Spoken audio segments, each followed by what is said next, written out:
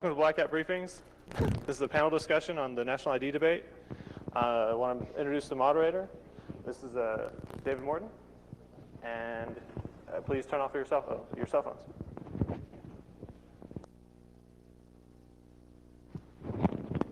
Testing.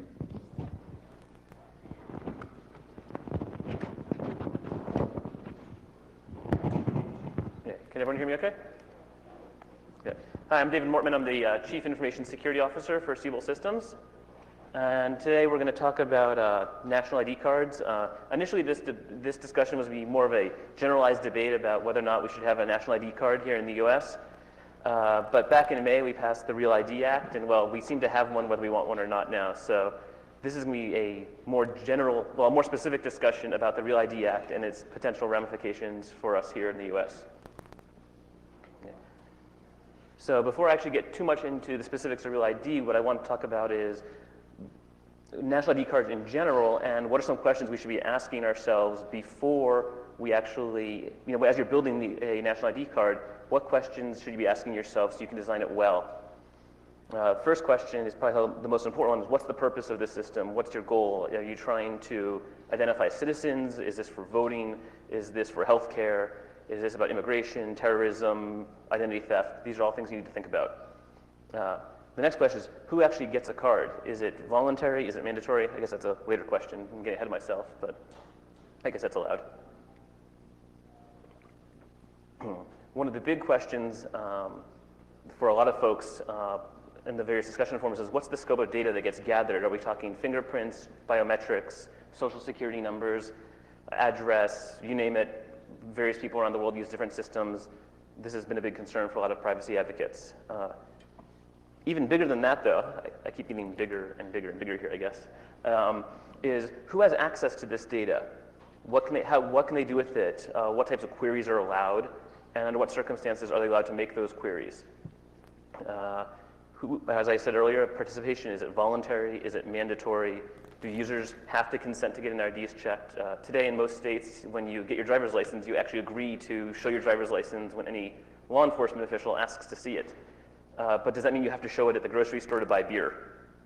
Most people say yes, but certainly in a lot of other countries you don't have to do that. And what legal protections are there for system integrity, privacy, due process? This is obviously a very large issue for a lot of folks. So before I get too much into the Real ID Act, I'm actually going to ask each of my panelists to introduce themselves and give a little of their thoughts on national ID cards in general.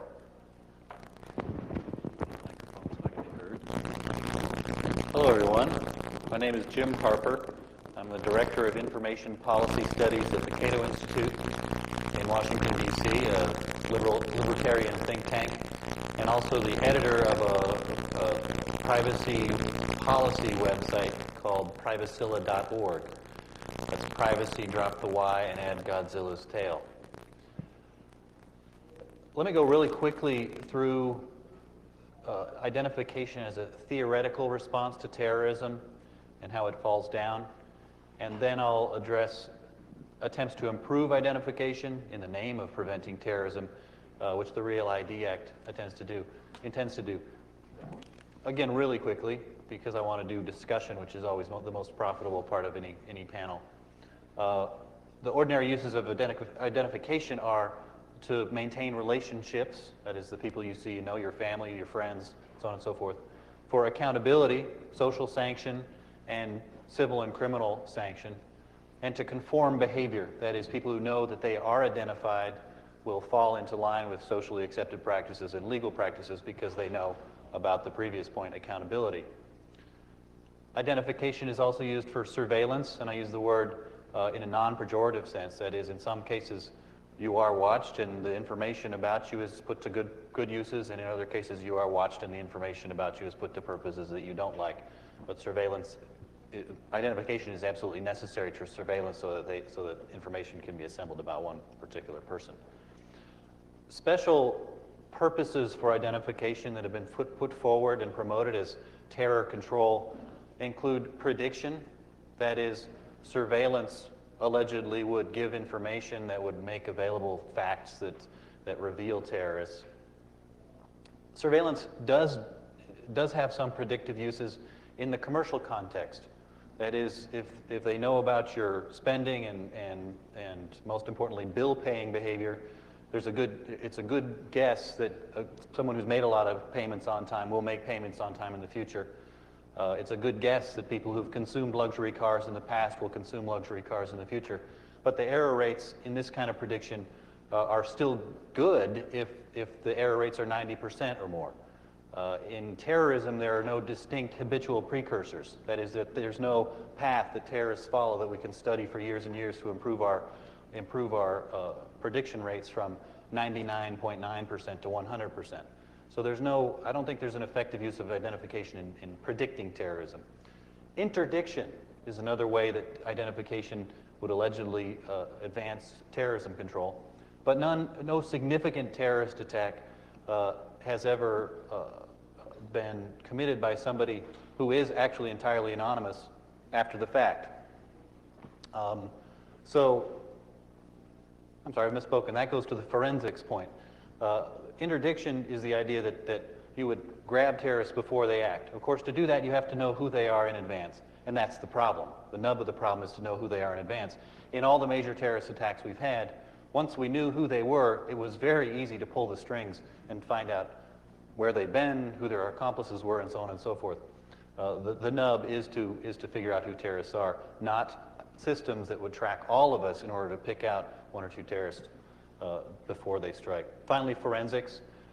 Forensics is not a preventive measure. Obviously, it happens after the fact. And forensics, again, tracking everybody in order to create a system where forensics are effective is wildly out of balance with our national values. Attackers who actually maintain anonymity after the fact tend to be very ineffective. The two examples I know of are the Unabomber and Eric Rudolph. Now, they were substantial criminals, but they make fascinating crime stories rather than true threats to the American way of life and our sense of safety as we move through the world. So these latter three, prediction, interdiction, and forensics, are theories of how identification would serve anti-terrorism, and I think they fall down. The Real ID Act is devoted to strengthening identification systems, again, in the name of terrorism, though probably more accurately, Real ID is focused at immigration control through surveillance of work. The weaknesses in identification systems, though strengthened slightly by Real ID, will continue to exist. One of the main ones is corruption of issuers. Throughout the country, year after year after year, we hear about people in DMVs who are paid hundreds of dollars or thousands of dollars to issue IDs to people who shouldn't have them. And if the price, thanks to Real ID, goes to $2,000 or $2,500, I don't think Osama bin Laden is going to throw up his hands and say, we're out of here, we're done. Likewise, fraud on issuers, improved slightly by Real ID, is the idea of bringing in breeder documents and fooling DMV employees. It might get a little bit harder, but again, not so hard that it won't be done routinely throughout the country by millions of people, essentially because they want work, and with them will come people who want to commit acts of terrorism. Forgery of identification documents themselves might get a little bit more difficult under Real ID, but not so difficult that it would prevent it ever happening.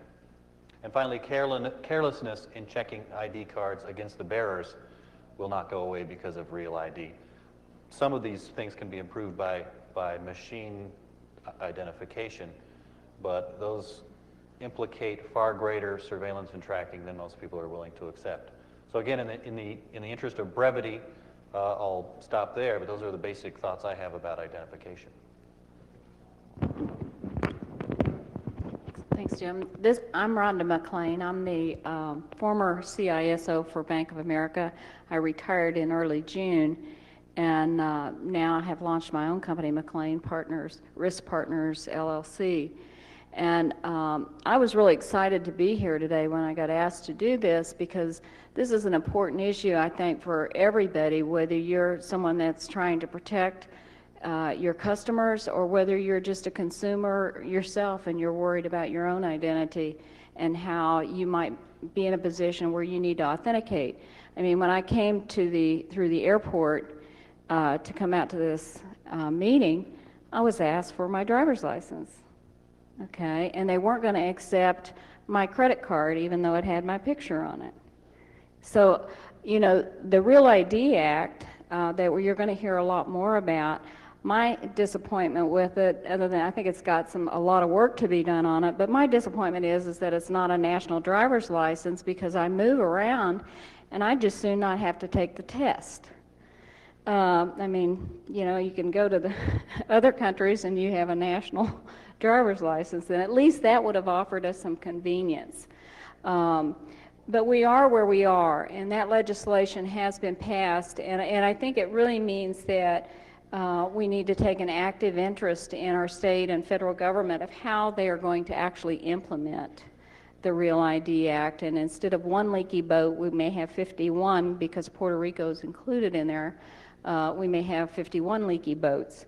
So we need to think very seriously from, I think, a 360-degree view of if we're going to implement this, which we are based on what they're saying now through the passage of the ID Act, the Real ID Act, of really how do we secure this and we don't create unintended consequences.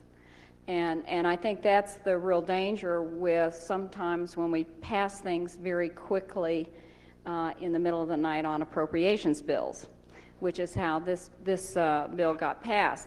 But I do believe, and this is from some of the experiences that I've had, and actually, and also talking to many of my colleagues, that, you know, consumers and other entities really, I think if there was a commercial offering, if there was a robust, secure commercial offering that allowed a person to identify themselves for the purposes of authentication and entitlement and value-added capabilities, I think we would see many consumers want to opt in, and that's kind of a banking buzzword. But you can opt into using that and purchase your ability to have the convenience and to be able, perhaps it would be tied to identity theft insurance. There's a number of different commercial ways that I think that the model could be set up to be enticing to consumers. I think making it attractive to the general public, though, will require that the commercial offerings start with a strong privacy policy and contractual commitments, because at the end of the day, it really is going to be about having not only regulatory guidance there, but really civil liabilities and civil penalties to incentivize that we do the right things in this kind of environment. So from my perspective, you're going to hear from the right here, you're getting ready to hear from the left, and I'm in the middle. And I thought I was the right, and that was the left. Oh, okay, well, yeah, you're right.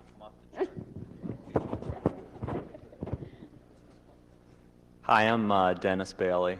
I'm very excited to be here today. I'm glad we had a good turnout. I work as the COO of Compter Systems. We're an IT firm in Washington, D.C. We do enterprise applications, data integration, and smart cards. I'm also the author of The Open Society Paradox, Why the 21st Century Calls for More Openness, Not Less.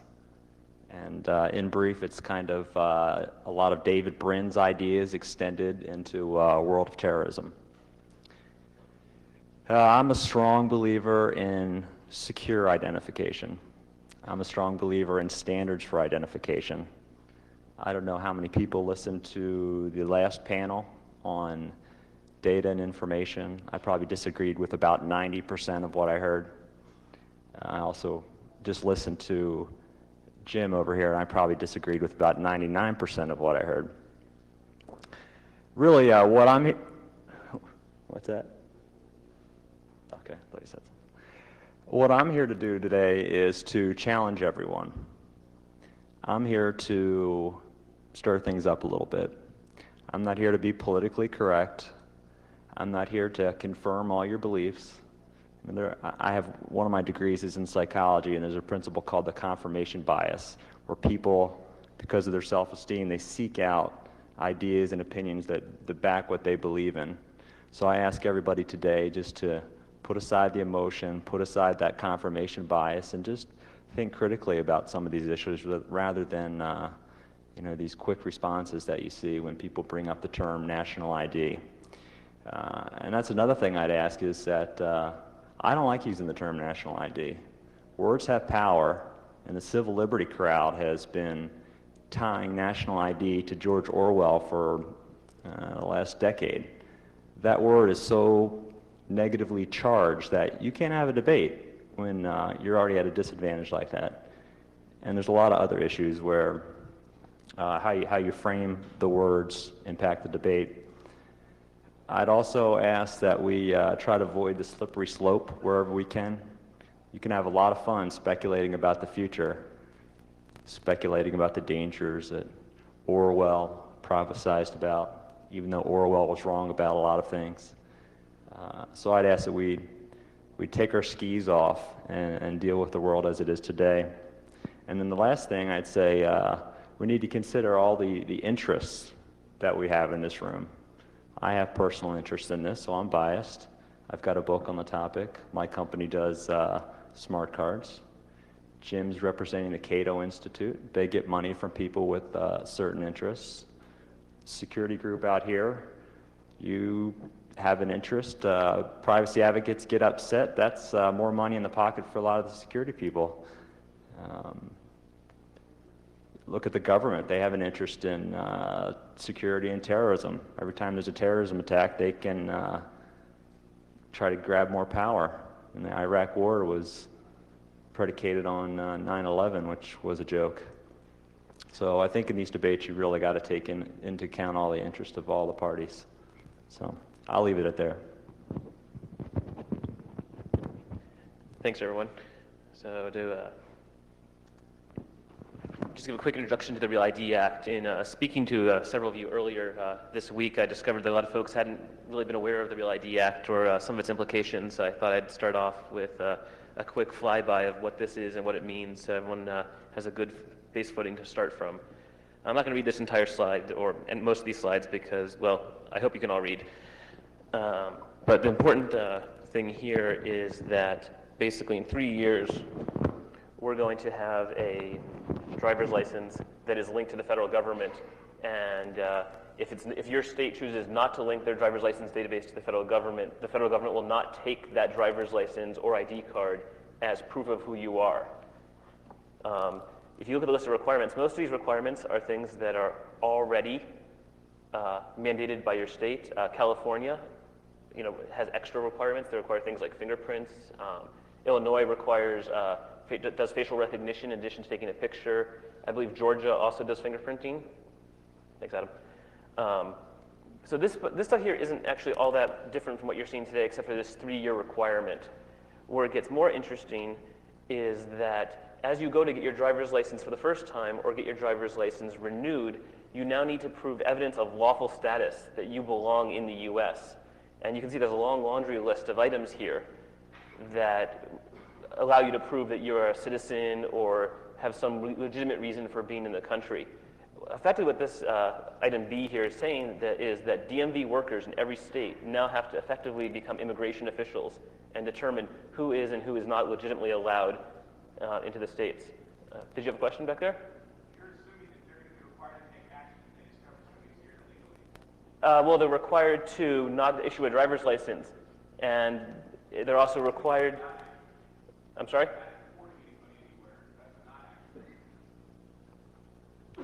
Also, removing someone's ability to travel, however, is immigration and national border, and effectively this becomes a border control issue as well, is a federal issue, and they're now pushing this down to the states. And for most DMV officials at this point are not trained to identify these broad variety of documents. They have no ability to look at a piece of paper and say, well, yes, this is in fact a valid visa from the Department of Transportation. Additionally, now we have this problem where you also have to provide your social security number, and the states have to verify that social security number is valid as well. Once again, this is sort of a federal issue that's being pushed down to the states.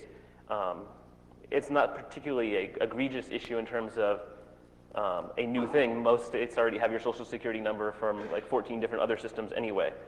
The really interesting requirements are here, in that if a state chooses not to participate or chooses to issue licenses that are non-compliant with the federal requirements, they are mandated to produce them in such a way that it is clear that these are no longer are not valid as according to the federal government, which in my opinion, and we can, as my panelists will chime in I'm sure later, will produce a second-class citizen for any number of systems. The part that here scares me the most is items 12 and 13, which is the fact that suddenly we have a very largely linked database of all the driver's license data from all of the states in one large pile, which seems to be a little scary, at least for me, but I'm sure Dennis has a different opinion about that. At least I hope he does. So that's the basic idea behind the Real ID Act. So what I'm going to do now is I'm going to jump to some questions for my panelists. Feel free to start asking questions yourselves from the audience. I'm not going to be all that formal about it. So if you have questions, please raise your hands or ask questions. Yes?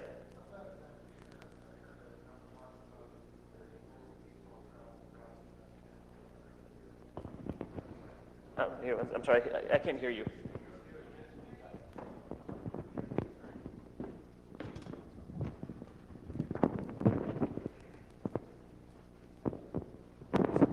I'm not really sure about the number of people that travel across the Canadian-U.S. border a year, but that's an awful lot of visa paperwork, and it'll probably go a lot higher than any building in Vegas. And so is there any consideration to link in with the Canadian system? Because I looked at the attributes there that you have for the driver's licenses, and we have had those for 10 years up in Canada. So is there a possibility of linking it into a North American system, including the NAFTA countries? Last I checked, you don't actually need a visa to enter the U.S. if you're coming from Canada. But there are some discussions, especially if you talk to the folks at the AAMVA, which is the American Association of Motor Vehicle Administrators, who actually are very much behind this sort of thing. But do any of the panelists have a better answer to that than I do? Thoughts, response? The only response I'd make, I mean, for the convenience of travel, we pretty much accept each other's identification. I mean, you don't have to have a passport to go to Canada. And does it? Okay, I didn't realize that. But in any event, I mean, I'm more worried about can we do what we need to do in the United States securely with the complexity and the scaling and the reliability and manageability of what we got to do. If anything, there may be more lessons that could be shared between the governments on how to do it effectively and not make some of the, you know, if there's lessons learned that could be applied within the U.S., I think there's great synergy there. But we definitely need a long-term plan for how we do these things.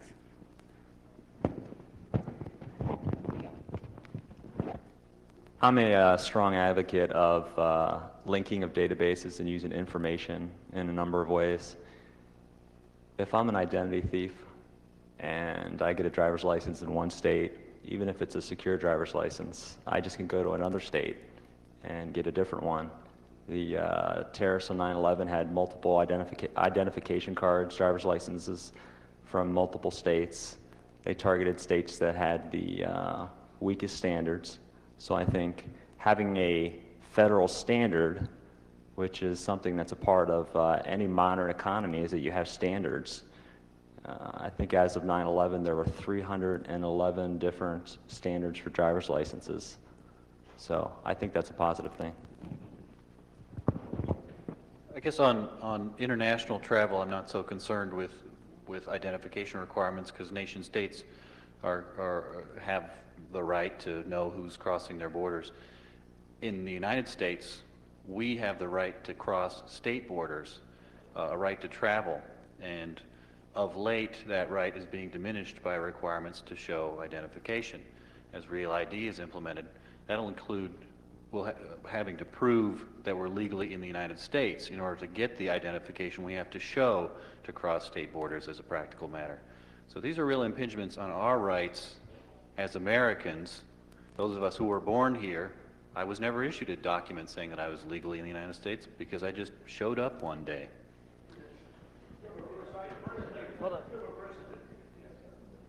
I don't know where it is.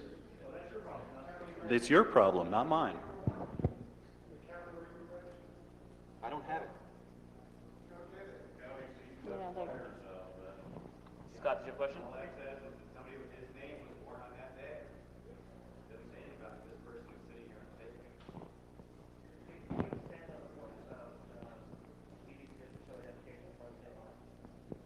Sure. There's no legal requirement that you have to show identification across state lines, but most of us cross state lines very often on on commercial transportation like airplanes. When the next bombing happens, that might be extended to buses. It's used sometimes in trains, particularly in the Northeast Corridor. So as a practical matter, without the existence of any rule that you have to prove your right to be in the United States, you will have to show identification that meets these federal standards to use commercial transportation. The policies are creeping, and not slowly, toward having to show identification and submit to searches in all kinds of areas where people congregate. The fact that it's airplanes is just a historical happenstance that the 9/11 attack had to do with airplanes.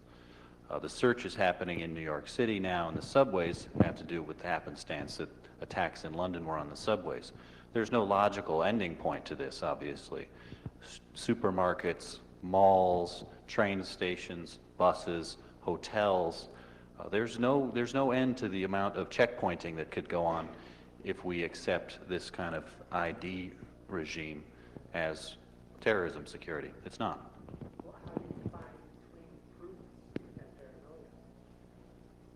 The question is, how do you define between prudence and paranoia? It's all paranoia, man. There can be intelligent risk assessment done. I'm a member of the Department of Homeland Security's Data Privacy Integrity Advisory Committee, and I'm the co-chair of the Framework Principles Subcommittee. And we're only beginning our deliberations, but one of the things we're going to do is try to push risk management into our analysis of these programs. And that using risk management will highlight areas where there are weaknesses, will show where programs are aimed at the last battle, or are misdirected, or are overreactive to perceived threats. So there's a lot of work to do to get from paranoia and fear to real risk and real threat.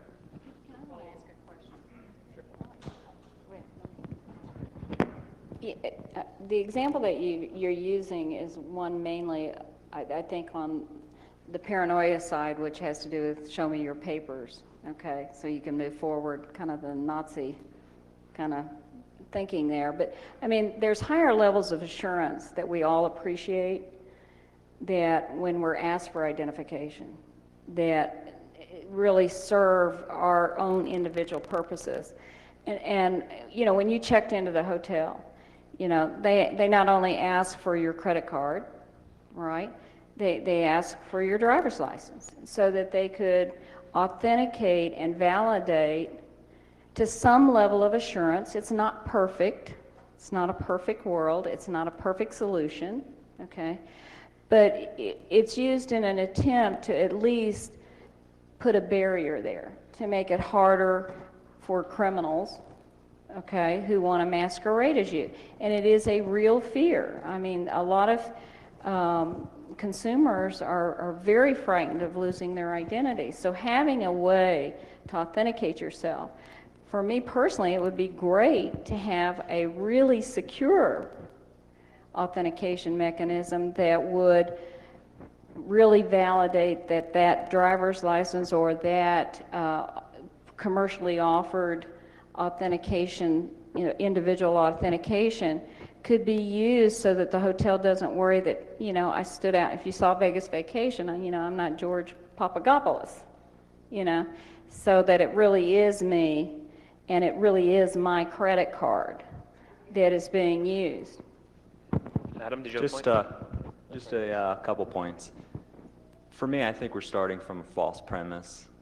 I think a key component of being a member of society is that you have to be identified.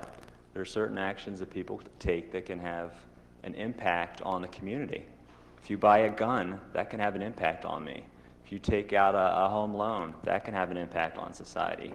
If you drive a car, that can have an impact. This idea that we shouldn't have to be identified in society That's, I think it's mistaken. Adam, did you have a question? More comment. The use of ID when you check into the hotel has much more to do with protecting the hotel than its gambling operations from you checking in under a fake name and your card counter than it does with presenting fraud. And so I think that a lot of these measures should be enforced in a way that's designed to make you feel better, but in fact is designed to protect someone other than yourself. But it's mutually beneficial, okay? It's not one or the other. It's from a personal perspective, I find it assuring that they want to know that it's my credit card, okay?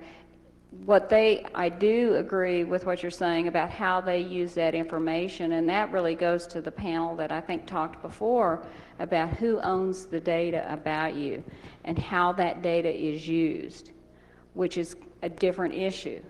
That's where I think the commercial entities come in, where I like an opt-in so that I have some say in how that data could be used for convenience reasons, or if I'm a frequent traveler so I don't have to wait in line and can be authenticated very quickly and go through, or if I want to have other value-added services that basically for convenience, it's a fast way where high levels of assurance is needed.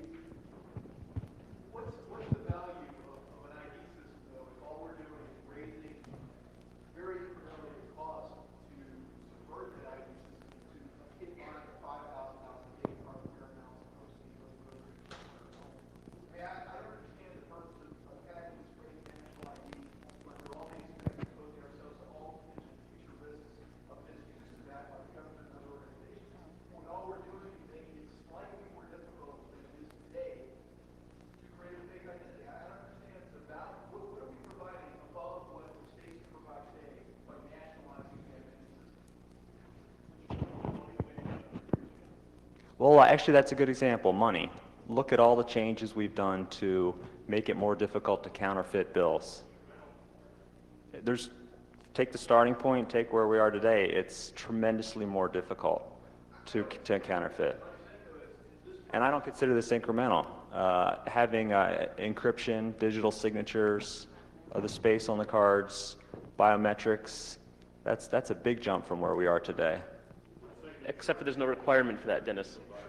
You guys are talking up here about those students where you're checking the hotel, they're going to know it's actually somebody who used your card.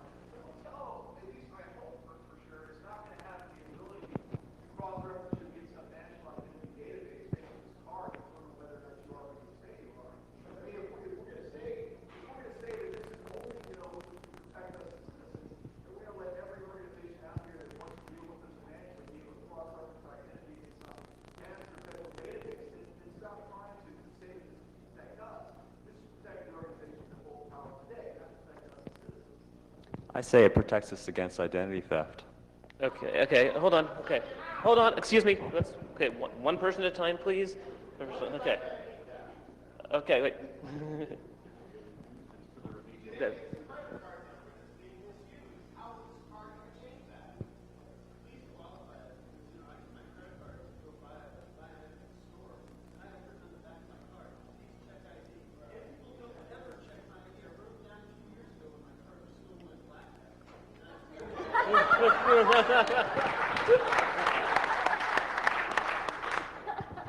Did you at least get a lousy T-shirt?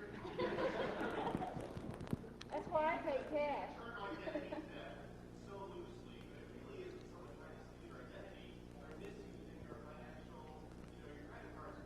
But they have to impersonate you to allow that transaction to go through. Yeah, okay. Let me go back to the last panel. There's all this talk about how do we protect data, how do we keep it secure, how do we have more regulations for privacy. I think we're looking at the issue in the completely wrong way. And actually, someone started to hint at it, somebody up in the front here.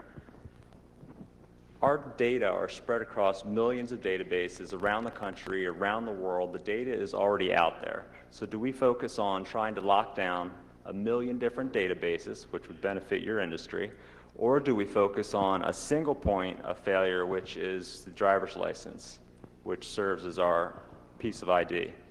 So I think the emphasis should be on the other part of the equation, which is the people who perpetrate the fraud, making sure we identify who those people are and have a higher standard of authentication. The gentleman here, I think, pointed out that what Real ID would do would raise a 3-inch fence against crime to being about a 6-inch fence against crime. Nobody's made the case that it would be an effective preventive of terrorism, but the case was made you could make it into a 2-foot fence of crime prevention if you had solid biometrics, encryption, and a federal database of all our actions and movements. Is that the way we want to go to prevent crime in this country? I doubt it.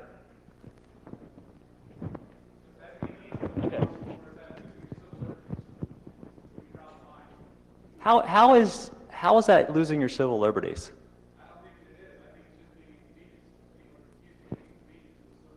If you look at what's happening, people outside of this group, majority of Americans are willingly giving their data over for all kinds of personalization services and conveniences.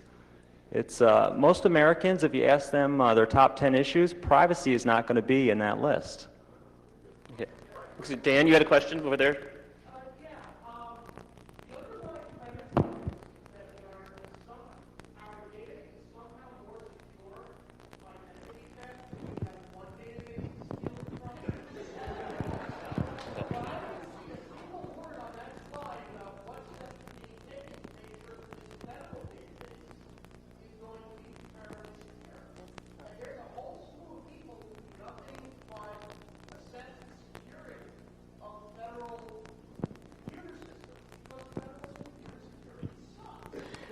Hey, they got a D+ last year. That's up from 2003. What's in that database that threatens you so much that isn't already out there in a million other databases? And you think that's protected right now? You'd have to be crazy. Yeah, okay, sorry.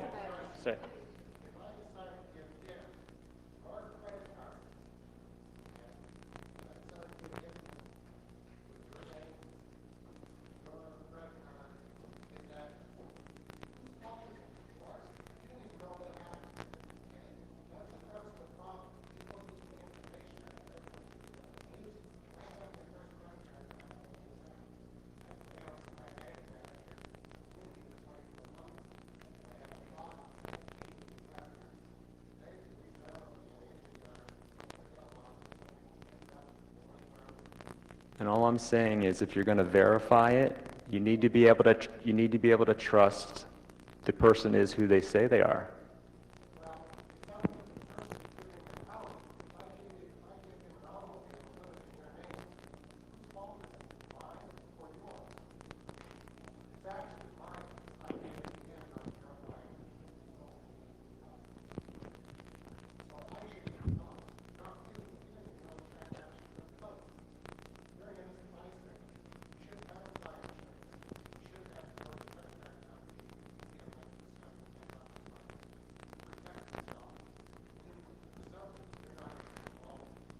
Okay. There's a lot of credit card fraud that is actually perpetrated by the actual owner of the credit card. So it's not enough to just go in and say, I didn't do it. Because, there are a number of people who do claim that their card was stolen. It really wasn't me who bought it. When you do the investigation, what you find out, it really was the owner of that credit card. And I think we need to raise the level of discussion here a little bit, because I think we're getting hung up down in the dirt a little bit, down in the weeds a little bit. I think this is a higher level strategic issue about really where do we want to be as individuals. And if you had a way to authenticate that it really was you, okay, that was more secure, and I'm not a proponent necessarily of a federal leaky database, believe me. I do think if they're going to do this, I hope they really look at the security of this. But I think we as an industry could really influence how these things get secured, because I think it's naive to think you're going to stop it. okay? You just really are naive, and you need to figure out you are where you are, so what do you do to make this viable? And going back again to this commercial idea, I mean, I'm going to use another example. I would gladly pay for something that authenticated me, that was in my wallet. If I got in a car accident and was in a coma, had information on it, that actually a hospital could get online and say, this is really the Rhonda McClain, not another Rhonda McClain somewhere, where they could access my medical data very, very quickly to save my life. So I think we need to think about the scenarios and the value proposition of where something like this does have value. Okay. Okay. A gentleman in the back in the black T-shirt has been waiting for like 20 minutes.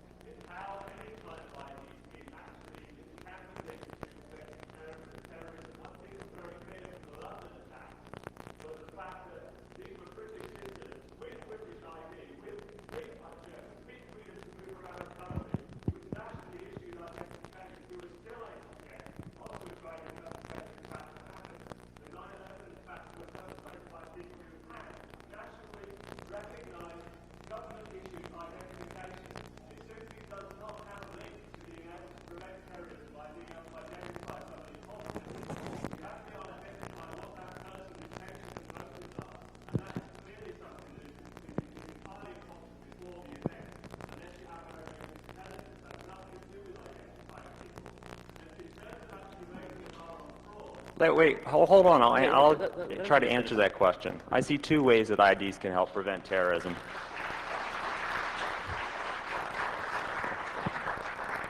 Looks like you've got some supporters in the crowd.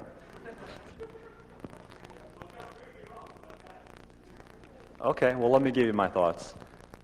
For one, if you've got a terrorist in the country, and say we are using intelligence, which you brought up as an important part of the equation, terrorist gets an ID out, and since we don't really have very good source documents, he says his name's Joe Schmo. Well, if investigators are hot on his tail, today he can easily change his name to something else and get another driver's license. The thing with a more secure identification card is that person's now locked into that identity. So that's it's called raising the bar. I know a lot of people in this room.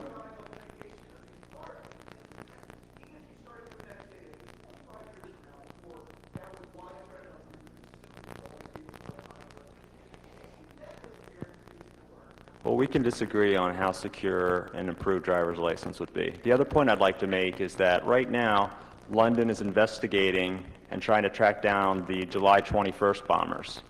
And they're talking about a supposed fifth bomber. Say you swiped your card when you got on the metro, or the tube as they call it over there. That investigation would probably be over now, and they'd have tracked all those people down. But instead now they're spreading throughout the country.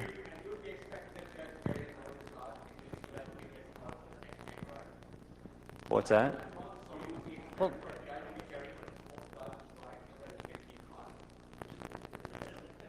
no. What it does,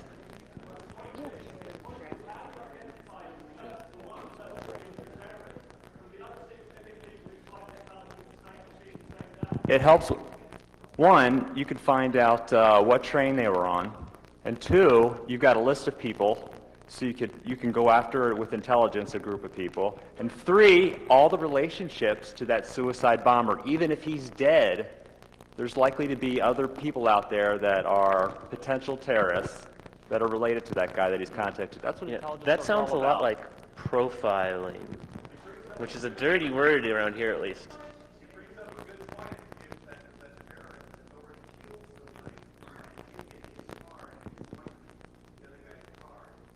So how do you solve the problem? I've heard nothing here about how to solve the problem. I'll put forward some ideas that I've had about trying to address the problem of identification and authorization while protecting against the big brother Orwellian things that absolutely will come to pass. Dennis, I'm kidding. There are a variety of budding potential identification systems out there that I think would provide a bulwark of liberty while allowing us to travel and pass through our society and use the full array of economic tools that we have. I recently testified in the House Homeland Security Committee about the Registered Traveler Program, and particularly the Orlando pilot of Registered Traveler has a private card issuer, and I have a mock-up of the card. It's called Clear. And the private card issuer collects information about you. You're subject to a government background check. And so I don't actually recommend the program, but it has elements that I think are good. And once you've passed that check, they issue a card that's tied to you through a pair of biometrics, fingerprint and iris scan. Then what they do is they have data resident at Orlando indicating which cards are okay, all clear to go through.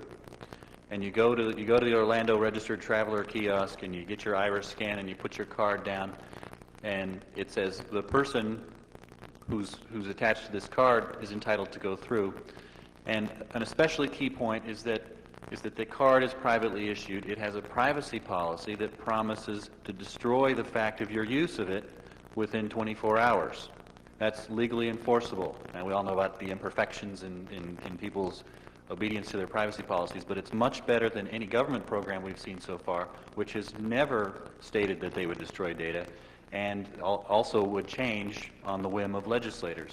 This is a real potential way out of this, is to preserve and extend the diverse, heterogeneous identification and authorization systems we already have.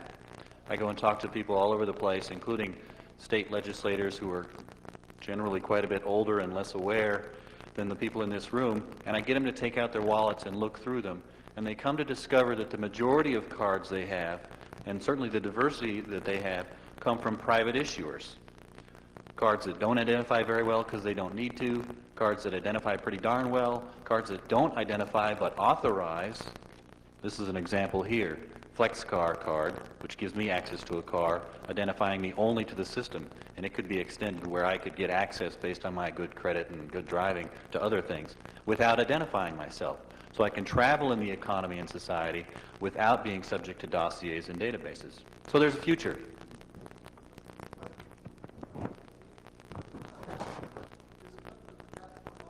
you speak up a little, please?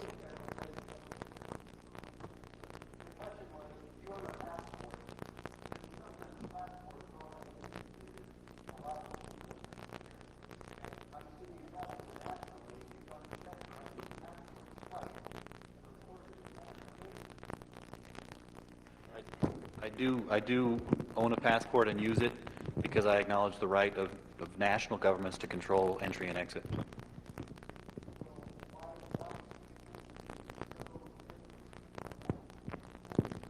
The ID that controls my travel within the United States, access to transportation, access to hotels, banking, and so on and so forth, it's quite a bit different from entry and exit to the territory of the United States. It's supposed to entitle me to drive.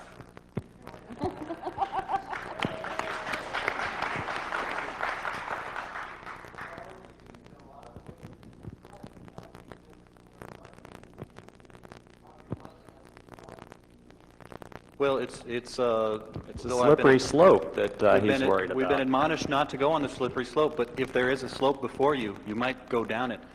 Packing all these uses onto the driver's license centralizes power with the issuer of the license. The heterogeneous, diverse identification systems diffuse power and prevent against any one institution, especially government, from having control over my movement and my economic behavior. So the National Intelligence Reform Act of 2004 mandated a lot of these changes, as I spoke about earlier, in terms of what's being tracked, what's not being tracked. Two distinct differences between that act and the Real ID Act is one, that the National Intelligence Reform Act mandated that privacy be part of this new scheme. And the other part that I feel is very important is that it also mandated public input, neither of which exists in the Real ID Act, and both of which seem to be fundamental problems And so my question for both my panelists and for you is, this complete lack of limitations on privacy or how data gets used, at least to me, is personally frightening. And I'm curious, what are your feelings on this, and how will this change our current relationships and our future relationships, both with the government and corporate America? I've a couple points here. First, getting back to the earlier question. In my mind, with improved identification, you have improved freedom, flexibility, and mobility. Right now, flying through any airport, there's no reason that all of us should be patted down. If you've been a U.S. citizen in this country for 60 years, I just read the news this past week where a 60-year-old woman, retired teacher, was getting her breast patted down by one of the guards, and she got so upset she ended up patting down the breast of the security guard. That's crazy. But the reality is that's because of privacy. That's because when you have officials who know nothing about you, they can't trust you at all, they have to be more intrusive than if you had identification that said, hey, I'm a citizen, great record, no need to bother me. Now, if you're the next person in line and you're from Pakistan, you've only been here for a couple months, you don't have a record of trust, then maybe you get a pat down. Okay. That's the one point. Getting back to data, though. Okay, I have one point, and then we have an audience question. The first point is that none of the July 7th London bombers had any record and were well trusted, as far as we know, individuals, aside from that little bombing incident. So, I mean, how would your system have protected that particular incident from happening? Is my question for you to think about. Yeah, they travel.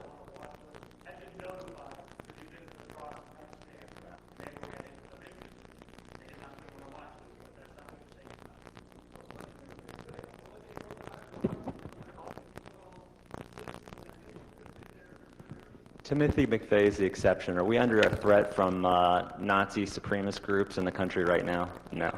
Yes. In the red shirt? Could you stand up? Speak up.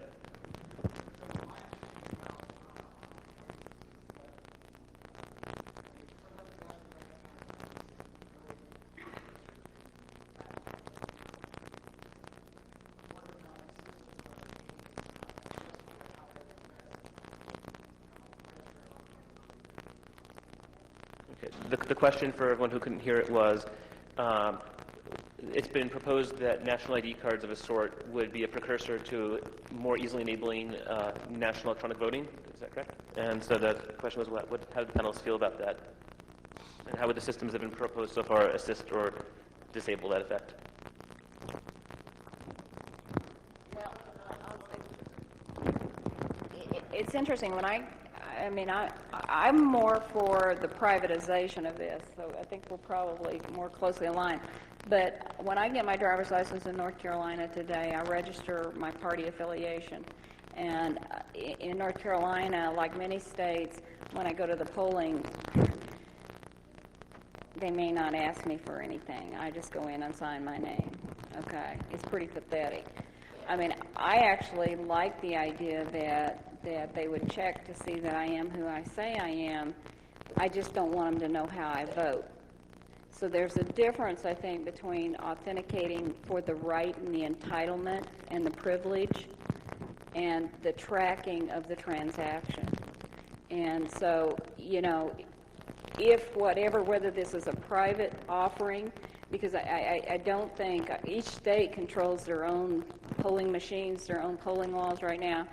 I think it remains to be seen how they might use this. This might be an opportunity for them to do it. But I'm a big proponent, if we're going to have this, to at least have raised the bar, as you've said, okay, raise the bar and substantially raise the bar with the biometrics, like the travel card. Because basically once he authenticates himself for his convenience, it's a very convenient service for you to go through very quickly. They don't necessarily know where you're going. Okay, they don't know necessarily what you're doing. You've just been given the privilege to have access to get to the airplane. So I personally think that that's a really important thing, and it's something that's really needed. from a public policy. I'm just going to raise a couple points before we run out of time, just so I can stir things up a little bit. I don't believe that people own their data. The idea is that a couple analogies. Personal data. I'm all for protecting copyrights. The example is if you buy a lawnmower from Sears, you can go tell Consumer Reports that that thing is a piece of crap. Or the other analogy is gossip. I can sit down, find something about you, and I can go tell that to somebody else. So I think there's a false idea that you own your information. There's a patchwork of laws that allow you some control. What was my other point? The other point was let's take care of the Social Security number problem. Let's just release all Social Security numbers. Okay, and let's use them as a key and not as a password. Okay, so Dennis, would you be willing to tell everyone your Social Security number?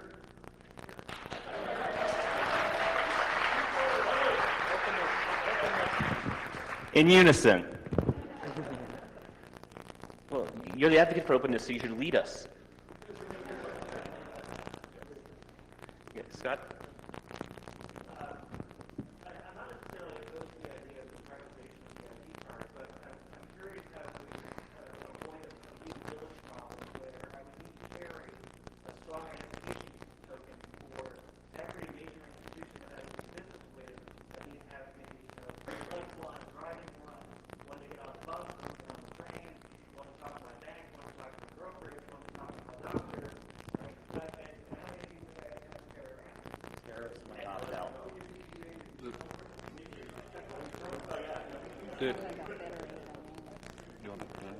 The question was complicated. Do you want to answer or do the question was, how do we get around this if you're gonna do a variety of IDs? You're gonna have one for every different transaction you might have. My quick stab at it is that you already have that. You also have a variety of keys on your key ring, and you're much more secure having a different key for your house, your car, your safe deposit box, your office.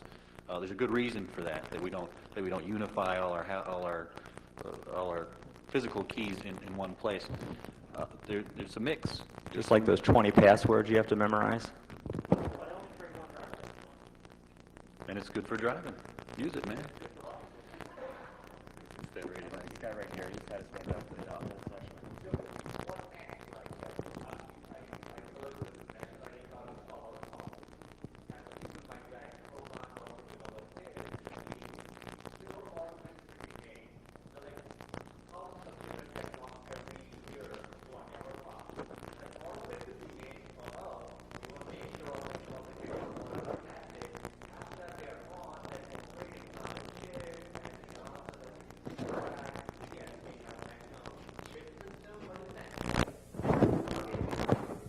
No, my dog has them. I mean, I love my dogs. I mean, I think that's a personal decision. I mean, yeah.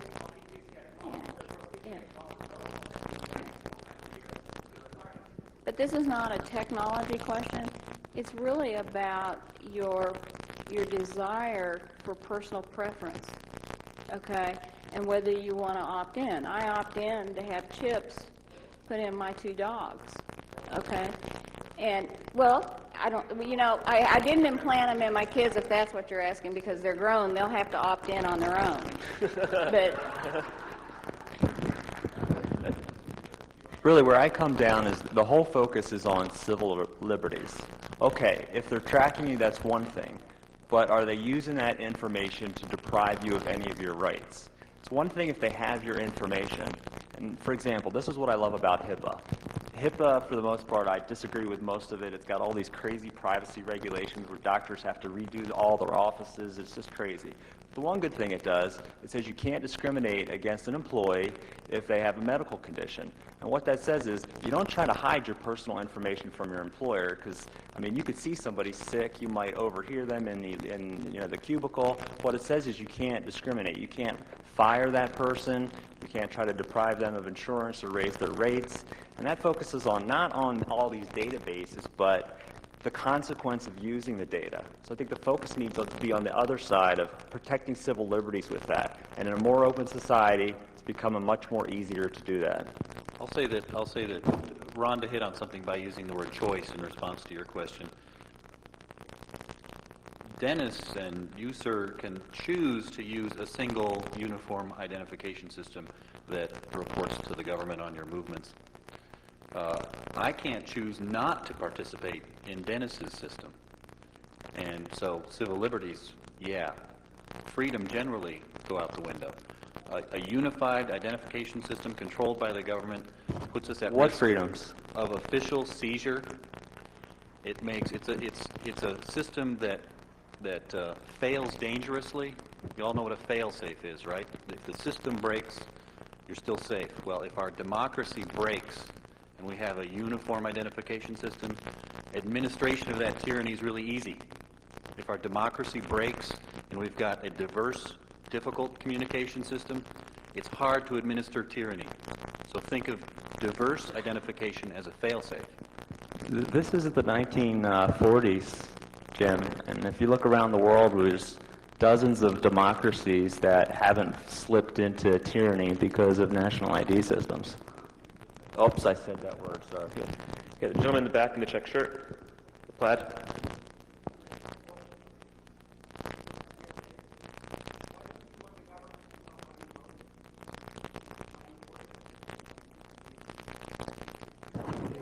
The question was, why doesn't anyone kind of want to know how the government to know how we voted?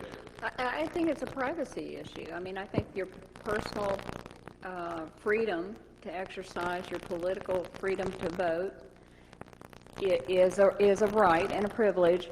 But I mean, I think by law, you know, it is not the government's option to say how you voted. They count the votes, but it shouldn't be tied back to individuals for the very reasons, some of the very reasons that Jim is talking about. I mean, I do think that there is checks and balances that our Constitution gives us, and I think we need to really keep those sacred, and the balance of power. I mean, a lot of this, and you know, what's being promoted really on both sides really is incumbent upon us.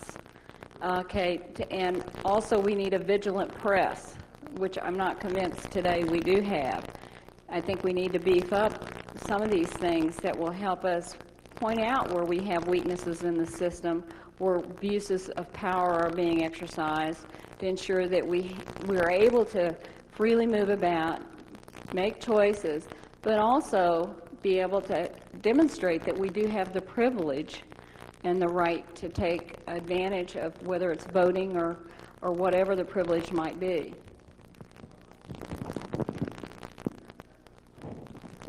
I'm not backpedaling. I don't want them to know how I vote. I'm not backpedaling. I want them to know that I had the privilege to vote, but it's none of their business how I voted, except in the count. I want the count to be accurate, okay? And so, you know, I don't want my dead brother-in-law being used to vote for the purposes of distorting our democracy. So I do want the people that have the privilege to vote to be authenticated, and I want them to count it accurately, but they don't need to know the personal individuals and how they voted. That's a personal decision. It's like religion. It's nobody's business, the religion or the belief system. So there are certain things that I think are very sacred to our privacy, and that what make us different in this country. The Constitution. Yeah. One good point you made was the accountability piece, where you've got thousands of special interest groups, Cato Institute doing a great job keeping their eye on the government. You've got media covering every move officials make. John Ashcroft couldn't go to the bathroom without someone knowing about it. Now you've got millions of bloggers who are watching every move the government makes. I mean, there's much more accountability out there, so I don't think there's all this doom and gloom. We still have to be very cautious anytime you grant the government additional powers. I'm not saying that. Okay. In the black shirt with the white collar?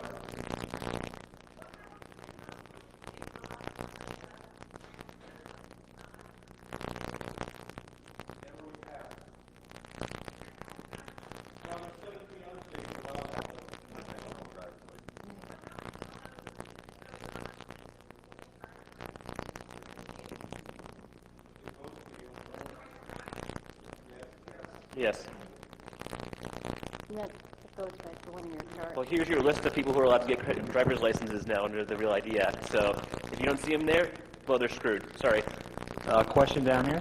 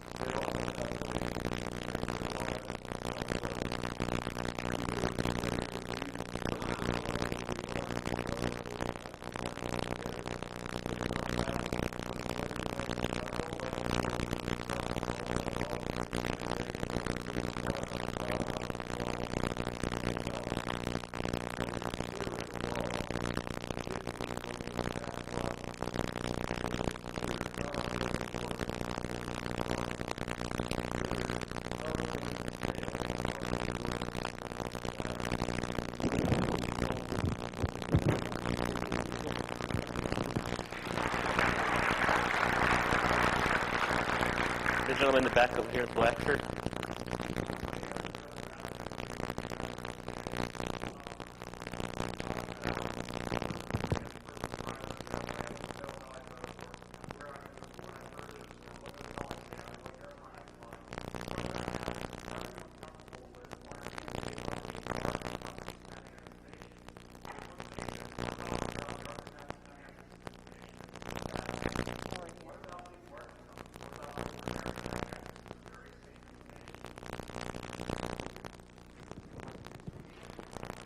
It's a good question. And the question was, people who didn't hear it, let's grant that we all want privacy based on our movements, purchases, and so on and so forth, but there are huge databases used by marketers right now. What about that? And it's a good point. It troubles people deeply. My thinking is that marketers, companies that use those marketing databases, are all subject to a variety of sanctions, some of which were discussed on the previous panel, I think, very well, very eloquently. Legal sanctions, market sanctions, a variety of different things. When governments get that information, they're not subject to law. They're lawmakers. And they change laws after they acquire data. Privacy Act, well, how shall I put this, is a joke because they can change the use of data based on a Federal Register notice. Just publish it and use data differently. The Congress can come in and change the use of data that's been collected. They do it regularly with the National New Hires.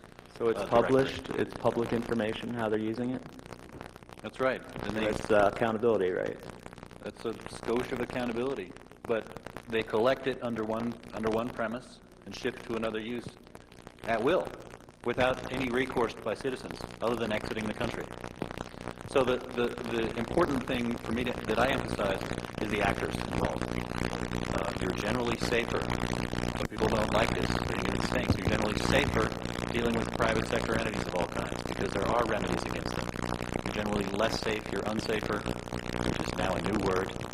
Dealing with governments. Safe from what, though? Where are the threats? There's all this data out there today. What's the big threat? Identity theft? Is that the big threat? From governments, the threats are arrest, detention, search, seizure of your property. They have plenty of databases today, and they can track you down and do all of that just as easily. Well, not all of us are members of the Don't Worry, Be Happy caucus. We prefer to actually put limits on our government. I'm just being realistic. Okay, on that note, we have like time for one more question. Yes, then we can go to the bar, Rhonda. Okay.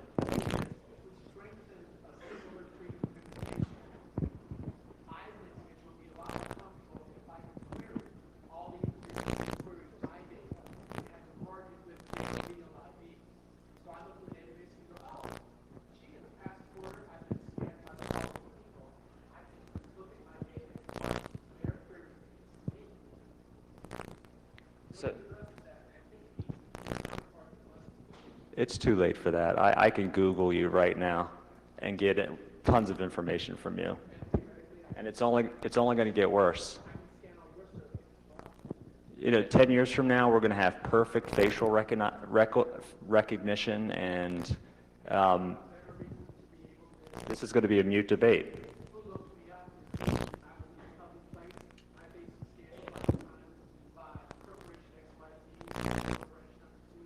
I could stand on the block and watch your face 5 times a week.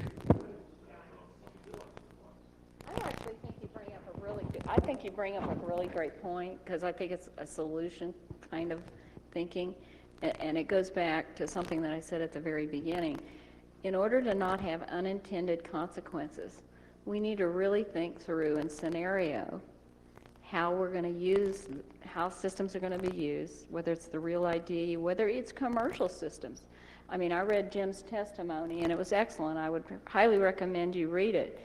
And he made a very good point. One of the things with the National Traveler is they store the travel information, if I remember this correctly, correct me if I'm wrong, in a central database. Well, why not just keep it there in the local on-site and not put it to any database? So, I mean, I think you got to really go through the scenarios, how the system would work.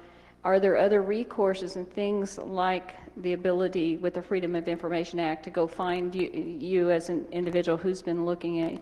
Those are the kinds of critical thinking, I think, that needs to happen, and the debate needs to occur so that we make, hopefully, we learn lessons from history and we learn lessons from the critical thinking, and as we implement these things, we've thought them through, and if we make mistakes, we're willing to change. okay, unfortunately, I've just gotten the high sign that we do need to end. I want to thank my panelists. We'll be outside out front so we can keep talking about this, but we need to make room for the next panel. So thank you, everyone.